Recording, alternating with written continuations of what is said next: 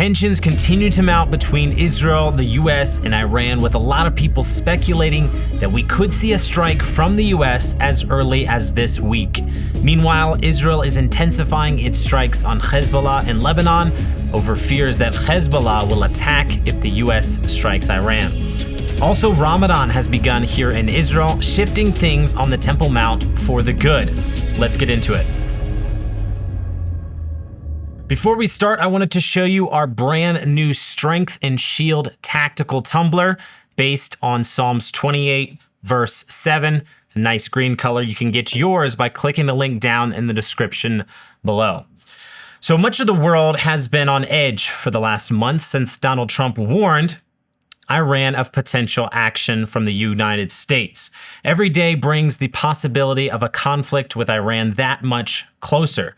Both sides are saying that they are negotiating a deal, while at the same time saying that they are also ready for war. Iran is openly threatening to attack Israel should the United States strike their soil.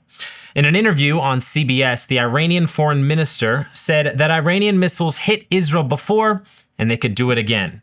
Watch this. Well, that is not the case when you talked about the air defense and the war we had with Israel. You know, yes, we had problem with our air defense, but Israelis had also problem with their air defense. And our missiles were able to hit targets inside Israel. So they started the war, but after 12 days, they asked for a ceasefire, unconditional ceasefire. Why? Because they couldn't defend themselves against our missiles. So we have a very good capability of missiles, and now we are even in a better situation than previous war.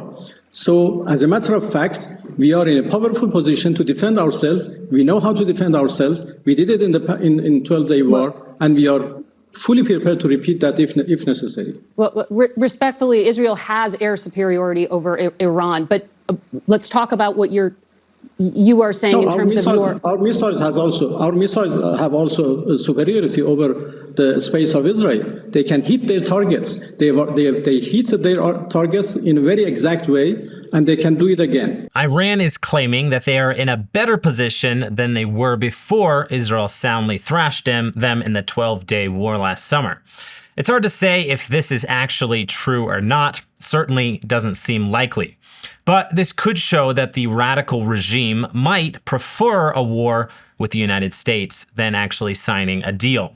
Another indication that Iran might not be making a deal is that the Iranian Supreme Leader Ali Khamenei has been putting in place layers of successors to him and all of his top leaders in preparation for possible elimination. We don't know for sure, but what we do know is that the United States is amassing its military presence in the Middle East, the likes of which we have not seen in the area for decades. There are now 4 U.S. carrier strike groups, either in the Middle East or moving toward it. The United States has more than 40,000 troops in the Middle East with B-52 bombers, B-2 bombers, F-16s, F-22s, F-35s, which have all been placed on the highest readiness. Only time will tell what will actually play out, but I think it is likely that we will have some telltale information on the deal, if not actual action, in the next few days.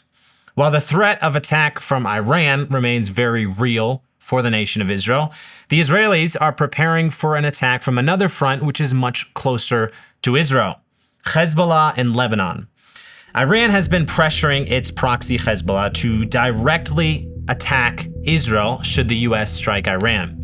This has been a growing threat in recent days as the Israeli military has identified preparations by Hezbollah in rebuilding and improving their rocket and missile launching capabilities. Even though Hezbollah did not join in Iran's attack in the 12-day war back in June, Israeli assessments warn that signs are showing that they are preparing to join in the assault this time. Because of this, Israel has been increasing its airstrikes against Hezbollah in recent days to try and weaken the terror group and to discourage them from attacking Israel with Iran.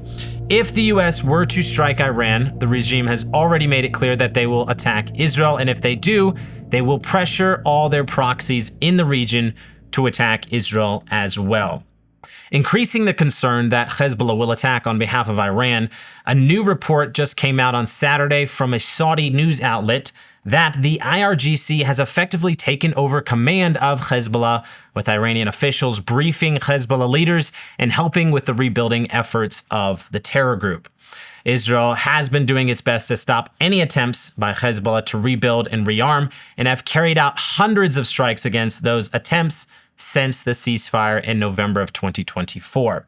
In recent days, with the looming war with Iran, Israel has been increasing these efforts to minimize the threat Hezbollah poses should conflict break out with Iran. Meanwhile, the Muslim holiday of Ramadan has started, and as usual, certain things in Israel change to accommodate for the Muslim observance of the holiday. This year, on the Temple Mount, though, Israel is doing things a little bit differently. Normally, during the month of Ramadan, Israel closes the Temple Mount to Jewish and Christian worshipers during the afternoon visiting hours to allow for more Muslims to visit and pray at the site. That restricts the hours that non-Muslims can visit the Temple Mount for the length of the month-long holiday.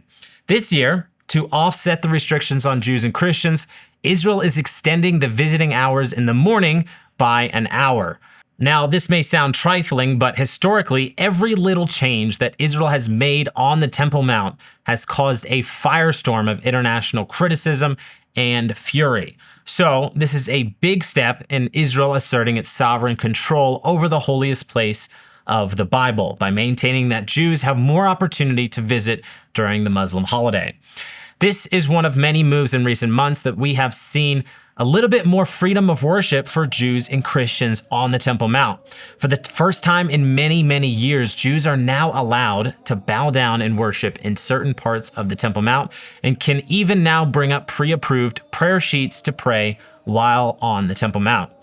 The Palestinian Authority has denounced this latest move from Israel, saying that an extra hour during Ramadan could lead to dangerous escalation. They also warned that this policy could extend outside of Ramadan. It's crazy to think that having Jews pray for an extra hour on the Temple Mount during Ramadan would drive the PA crazy like this. Meanwhile, major restrictions still remain in place for Jews and non-Muslims on the Temple Mount. Small steps have been made that are bringing us closer to Jewish freedom on the Temple Mount.